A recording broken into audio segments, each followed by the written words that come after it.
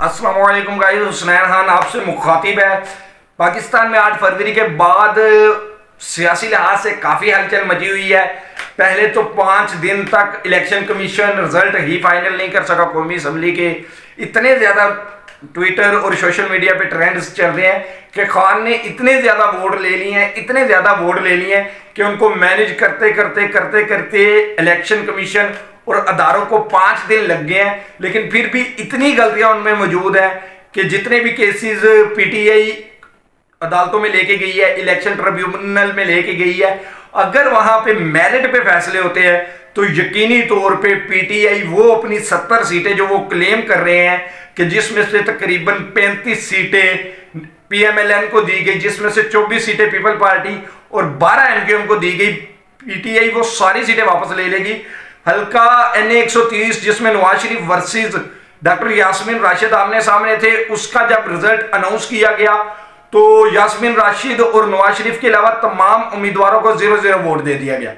जब लोगों ने सोशल मीडिया पे उसको आड़े हाथों लिया तो फिर रिजल्ट चेंज कर दिया गया, फिर आड़े हाथों लिया तो फिर मजीद रिजल्ट, चौथी मरतबा उस हल्के का रिजल्ट अब इलेक्शन कमीशन अपलोड कर चुका है, जिसका मतलब एक ही बनता है कि नवाज शरीफ उस हल्के से नहीं जीता। नवाज शरीफ अगर 10 वोटों से भी वो हल्का जीते ना तो यकीनी तौर पे एक ही रिजल्ट लगाया जाता और उसको कभी तब्दील ना किया जाता। इमरान खान के भतीजे हैं, उनकी बहन के बेटे जुबैर खान नियाजी, वो उसी हल्के के नीचे एमपीए की सीट पे इलेक्शन लड़े थे, उनको भी 13,000 वोटों की लीड से हरा दिया गया। और उनका आज मैं ट्विटर पे उन्होंने एक वीडियो अपलोड की थी जिसमें वो बता रहे थे कि मैंने 62,400 कुछ वोट लिए और मेरे मुखालिफ जो नून लीग का उम्मीदवार था उसने 49,500 वोट लिए। उन्होंने कोई भी जहमत नहीं गवारा की, कोई भी उन्होंने कैलकुलेशन करने की जरूरत नहीं समझी। उन्होंने मेरे वोटों के आगे नून लीग का नाम लिख दिया और नून लीग के वोटों के आगे मेरा नाम, वही फार्मूला जो कि तकरीबन तमाम हलकों में नजर आ रहा है। उन्होंने कहा वो 13,000 से मेरी लीड है, मेरे पास फॉर्म 45। खान का एक और चीज पे शुक्रिया अदा करना बनता है पूरी कौम का। खान ने इस कौम को शऊर दिया, खान ने इस कौम के अंदर बहादुरी बढ़ी, खान ने इस कौम को मुश्किल वक्त में सब्र करना जरूर सिखाया है। लेकिन इलेक्शन की जो साइंस कही जाती थी ना, इलेक्शन डे की पॉलिटिक्स, उसको खान की कौम ने पैरों तले रोन दिया। खान ने जेल में बैठ के समझाया कि फॉर्म 45 क्या है और फॉर्म 45 की कदर कैसे करनी है। और खान ने जेल में बैठे बैठे इस कौम को शोर दिया कि फॉर्म 45 क्या है, फॉर्म 47 क्या है और फॉर्म 49 क्या है। इससे पहले अगर ये कौम किसी फॉर्म के बारे में जानती थी तो वो सिर्फ बे फॉर्म था, इन सारे फॉर्म के बारे में कौम नहीं जानती थी। तो मैं जुबैर खान नियाजी की बात कर रहा था। जुबैर खान नियाजी ने फॉर्म 45 के मुताबिक बताया कि मैं 13,000 वोटों से जीत रहा हूं, लेकिन उन्होंने इसके साथ साथ एक और इंकशाफ भी किया कि नवाज शरीफ वर्सेस डॉक्टर यास्मीन राशिद जो वोट कास्ट हुए हैं उनकी तादाद तकरीबन 3.5 लाख के करीब बताई जा रही है। 3,37,000 या 40,000 इतने वोट उस हल्के में कास्ट हुए हैं, क्योंकि मियाँ जी ने 1,80,000 वोट ले लिए, 1,05,10,000 डॉक्टर यास्मीन राशिद ने भी, फिर टीएलपी ने भी 12,000 वोट लिए, वो 3,30,000 प्लस वोट बन रहे हैं। लेकिन उसी हल्के के नीचे जो 2 एमपीए की सीटें हैं उन पे जो टोटल वोट कास्ट हुआ है वो 2,60,000 के करीब है। अब एग्जैक्ट नंबर तो मैं आपको नहीं बता रहा, लेकिन इन वोटों में फर्क 72,000 प्लस है। 72,000 से ज्यादा का फर्क एक हल्के में है, यानी कि 72,000 से ज्यादा लोगों ने एमएनए की सीट पे नवाज शरीफ को तो वोट डाला, लेकिन एमपीए की पर्ची या तो वो साथ लेके घर चले गए या उनको एमपीए की पर्ची मिली ही नहीं। ये तो एक सिंपल सी साइंस है ना कि कोई भी उम्मीदवार वोट डालने जाता है, कोई भी वोटर वोट डालने जाता है तो उसको 2 पर्चियां मिलती है, व्हाइट मिलती है एमपीए के लिए, ग्रीन मिलती है एमएनए के लिए, तो दोनों पर्चियां काउंट होनी चाहिए। और किसी भी हल्के में जब 3,30,000 वोट एमएनए को पड़ेंगे तो उसके नीचे जो 2 एमपी हैं डेफिनेटली उनको भी इतने वोट पड़ने चाहिए। लेकिन इस तरह की गलतियां पूरे मुल्क में मौजूद है।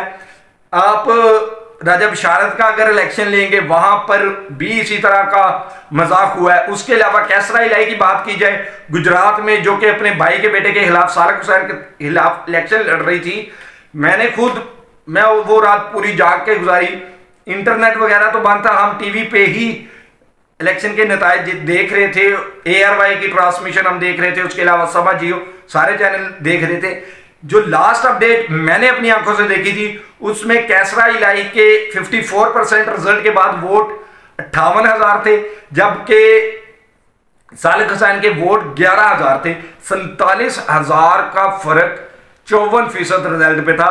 कैसरा इलाही का यह दावा बिल्कुल दुरुस्त है कि उन्होंने 80,000 की लीड से शिकस्त दी है सालिक हुसैन को, लेकिन वो तो कोई 50,000 से सालिक हुसैन की जीत का ऐलान हो गया है।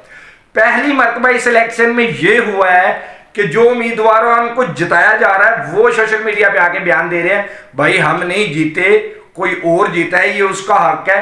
कभी पाकिस्तान में ऐसा नहीं हुआ। किसी को अगर मैनेज करके भी सीट दी जाती थी ना, लोग खुशी खुशी लेते थे कि 5 साल का इक़्तिदार मिल रहा है। लेकिन खान के शऊर की वजह से, खान ने जो सबक पढ़ाया इस अवाम को, वो सियासतदानों को भी समझ आ गया है कि अब इलेक्शन में साइंस नहीं चल सकती, अब इलेक्शन में प्रैक्टिकल चीजें चलेंगी। और वो प्रैक्टिकल चीजें होती हुई हमें नजर आई हैं। जमात इस्लामी कराची के अमीर हाफिज नईम जो है उनको एमपीए की एक सीट दी गई। आज उन्होंने एक बहुत जज्बाती तकरीर करते हुए वो सीट वापस की कि यहां पे एमपीए का उम्मीदवार जीता है। उसके अलावा पीर बगाड़ा को 3 एमपीए की सीटें दी गई। उनको बताया गया कि इलेक्शन से पहले उनसे मुलाकात हुई और उनको बोला गया कि आपको 2 एमएनए जबकि 4-5 एमपीए दे देंगे पीटीआई के खिलाफ, या आपने जैसे भी हमारे साथ रहना है। तो उन्होंने कहा कि अगर हम इनकार कर दें तो उन्होंने कहा आपके आगे 0 लग जाएगा।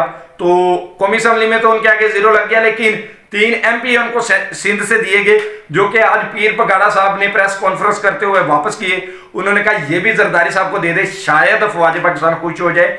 मतलब कि इतनी पाकिस्तानी सियासत में तब्दीली आ गई है, ये चीजें हमने पहले कभी नहीं देखी थी। और ये वो एक शख्स जो जेल में बैठा हुआ है उसके कारनामे हैं, जिसको सियासत नहीं आती। जहांगीर तरीन का मैं यहां पे जिक्र करना चाहूंगा, जिनको किंग मेकर कहा जाता था, जिनको कहा जाता था कि इसके जहाज का पंखा घूमता है तो वजीर आला बन जाता है, इसका जहाज परवाज करता है तो वजीर आजम बन जाता है। इमरान खान को 18 में इसने वजीर आला बनवा के दिया, इमरान खान को 18 में इसने वजीर आजम बनाया।